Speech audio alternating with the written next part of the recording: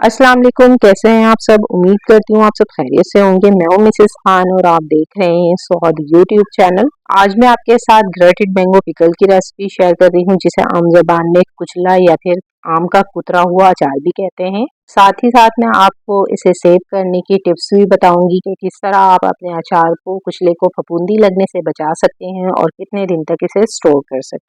तो चलें अब हम चलते हैं रेसिपी की तरफ। लेकिन रेसिपी स्टार्ट करने से पहले प्लीज़ मेरे चैनल को सब्सक्राइब करें। वीडियो पसंद आए तो इसे लाइक और शेयर करना ना भूलें। चलें रेसिपी बनाना स्टार्ट करते हैं।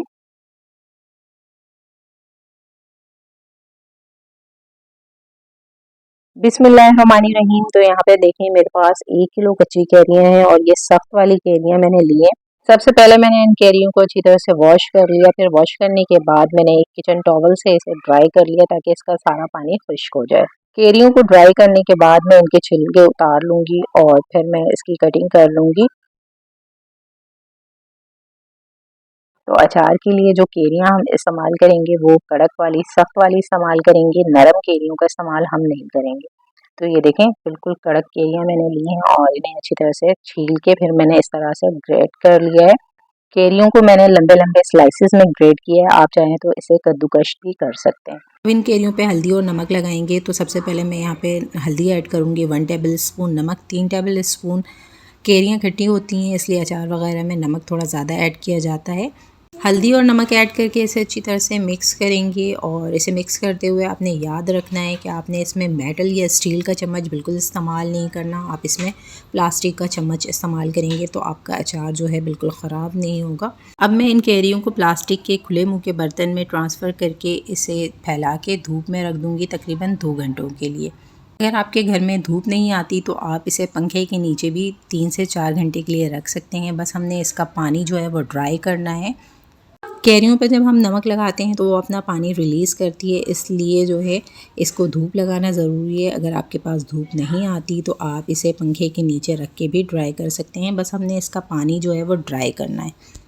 तो यहाँ पे देखें कैरियों को मैंने इस तरह से ट्रे में फैला लिया। अब मैं इसे 2 घंटे के लिए धूप में रख दूँगी। अब जब तक हमारी कैरियों को धूप लगती है तब तक हम इसके मसाले जो हैं वो रेडी कर लेते हैं। तो यहाँ पे पैन के अंदर मैं तकरीबन 2 टेबल स्पून सरसों ऐड करूँगी, ज़ीरा ऐड करूँगी 1 टेबल स्पून, 2 टेबल स्पून सौंफ ऐड करेंगे, मेथी दाना ऐड करेंगे 1 टेबल स्पून और साथ ही अजवाइन है मेरे पास ½ टी स्पून। अब मैं इन तमाम मसालों को लो फ्लेम पे ड्राई रोस्ट कर लूँगी। मसालों में अच्छी सी खुशबू आने लग जाए और मसालों का ऑयल एक्टिवेट होने लग जाए तब तक हम इन्हें भूनेंगे।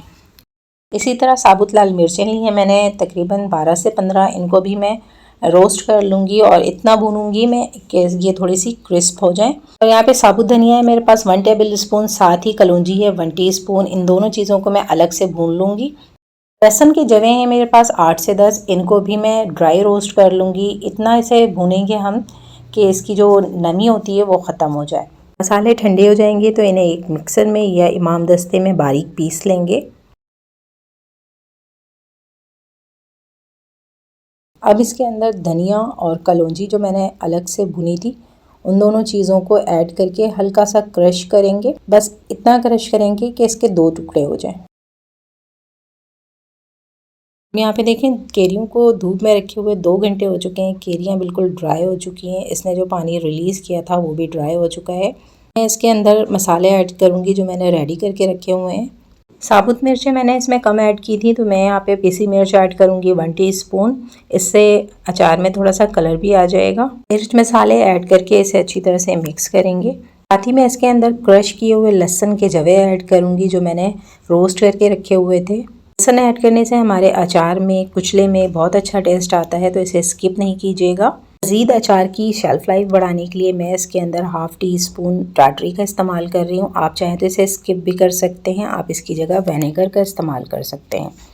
यहाँ पे देखिए मैंने एक प्लास्टिक के चम्मच से इसे अच्छी तरह से मिक्स कर लिया है। यहाँ पे देखिए मैंने एक यहाँ पे कांच का जार ले लिया है, ग्लास का जार लिया है। आप चाहें तो प्लास्टिक का जार भी ले सकते हैं और इसे मैंने अच्छी तरह से वॉश करके फिर ड्राई कर लिया है। आपका जार जो है कम्प्लीटली ड्राई होना चाहिए, गीला नहीं होना चाहिए। अगर आपके जार में ज़रा सी भी नमी होगी तो आपका अचार जो है वो ख़राब हो जाएगा। देखें जार को मैंने भर लिया है। बाकी की जो केरियाँ बची हैं उनको मैं एक बाउल में डाल के रख लूँगी। अब मैं इसके अंदर सरसों का तेल ऐड करूँगी। तो सरसों के तेल को मैंने पहले से पका के रख लिया है और ठंडा कर लिया है। तो सरसों का तेल आपने ठंडा ऐड करना है, वरना इससे आपका अचार ख़राब हो जाएगा अगर आपने इसके अंदर गर्म तेल ऐड कर दिया। अगर आप चाहें तो सरसों के तेल को कच्चा भी ऐड कर सकते हैं। तेल हम इसके अंदर इतना ऐड करेंगे कि हमारा अचार या कुचला जो है वो अच्छी तरह से डूब जाए। कुचला या अचार तेल के अंदर डूबा रहेगा तो अचार हमारा ख़राब नहीं होगा। तो आप तेल जो है इसके अंदर भर के ऐड करना है। इतना ऐड करना है कि आपका अचार जो है वो तेल के अंदर डूबा रहे।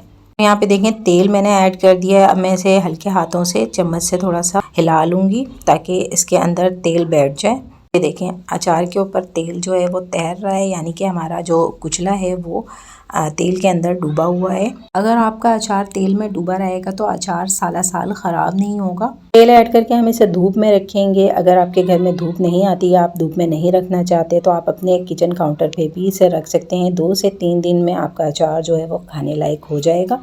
अगर आप इसे धूप में रखते हैं तो इसकी शेल्फ़ लाइफ बढ़ जाती है और ये अचार जो है 6 से 7 महीना आप जितने दिन रखना चाहें ये ख़राब नहीं होता। तो यहाँ पे देखें बहुत ही मज़ेदार सा हमारा ग्रेटेड मैंगो पिकल तैयार हो चुका है, जिसे हम आम ज़बान में कुचला या आम का कुतरा हुआ अचार भी कहते हैं। उम्मीद है आपको आज की मेरी रेसिपी पसंद आई होगी। अगर पसंद आई हो तो लाइक, शेयर और सब्सक्राइब ज़रूर कीजिएगा। साथ दिए गए बेल आइकन को भी प्रेस कर लीजिएगा ताकि नई आने वाली वीडियो का नोटिफिकेशन आपको मिल सके। आज की रेसिपी के साथ मिसेस खान को दें इजाज़त। अपना रखें बहुत सारा ख्याल, मुझे रखें अपनी नेक दुआओं में याद। मिलते हैं नेक्स्ट वीडियो में एक नई रेसिपी के साथ। तब तक के लिए अल्लाह हाफ़िज़।